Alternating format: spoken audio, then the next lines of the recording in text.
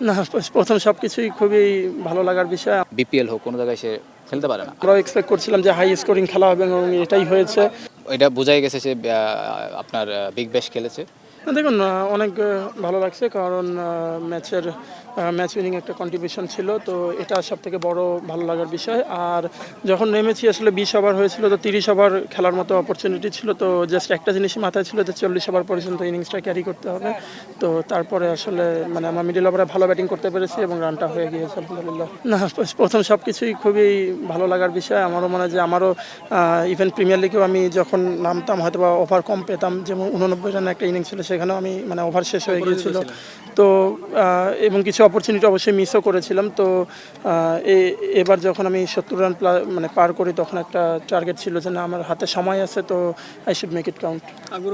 দেখুন, আমার মনে হয় যে এটা তো আসলে আমার কোনো কন্ট্রোল নেই। আমার কাজ হলো মাঠে ভালো খেলার ট্রাই করা এবং সেটাই করে যাবো ইনশাল্লাহ। বাকিটা তো যাদের কল তারা কল নেবে, বাট এটা আসলে আমার কন্ট্রোলে নেই। নির্বাচকের সাথে কোনো কথা হয়েছে কিনা আজ?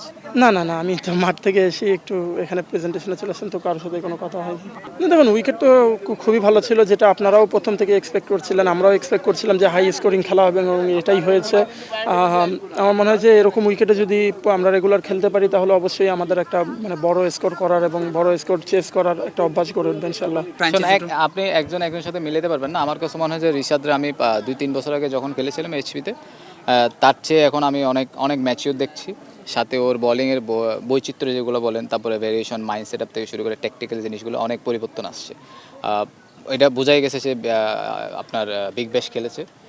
ওইখানে খেলে হয়তো কিছুটা মাইন্ড সেট আপ থেকে শুরু করে যেটা বলেন টেকটিক্যাল জিনিসগুলো অনেক ইমপ্রুভ করেছে, আগে চেয়ে অনেক বেটার। এটা তো আমি আগেও বলেছি যে দেখেন, আপনি ওয়ান ডে খেলার না খেলেন, এটা হলো পরের কথা। আপনি ওটা একটা প্লেয়ারের পারফরমেন্স বেসের উপর খেলাতে পারবেন। তার মানে এই না যে ও প্লেয়ার আপনি ওকে এরকম টুর্নামেন্টে অথবা ডোমেস্টিক যেসব টুর্নামেন্ট হবে অ্যাটলিস্ট ওইখানে সুযোগ দেওয়া উচিত। কারণ ওকে যদি আপনি সারাদিন লাল বলের জন্য তৈরি করেন, লাল বলের জন্য একটা ব্যাড এক্সাম্পল হবে। ব্যাড এক্সাম্পল কি, তখন ওকে দেখে আর একটা আপনার ছোটোবেলায় যে আপনারা সবাই বলেন যে সবার একটা স্বপ্ন থাকে টেস্ট খেলার, ওই টেস্ট খেলার স্বপ্ন কারো থাকবে না তখন। কারণ ও তো দেখছে ওর সামনে একটা সাদমান নামে একটা প্লেয়ার অথবা মুমিনুল নামে একটা প্লেয়ার আছে, যারা শুধু সাদা বল খেলতে পারে, লাল বল খেলে, তাও 5 মাস পরে।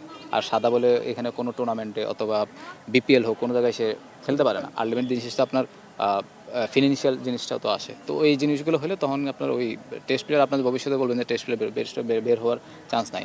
আমাকে যদি বলে যে টেস্ট প্লেয়াররা ভবিষ্যতে আপনারা এরকম কোয়েশ্চেন আসতে পারে যে আপনি টেস্ট প্লেয়ারদের জন্য কী বলবেন, আমি তো বলবো বাংলাদেশে কোনো টেস্ট প্লেয়ার তৈরি হওয়া উচিত না। এরকম অবস্থা গেলে টেস্ট প্লেয়ার উচিত হবে না। কারণ কি, আপনি কোনো সাদা বলে কোনো গেম খেলতে পারছেন না।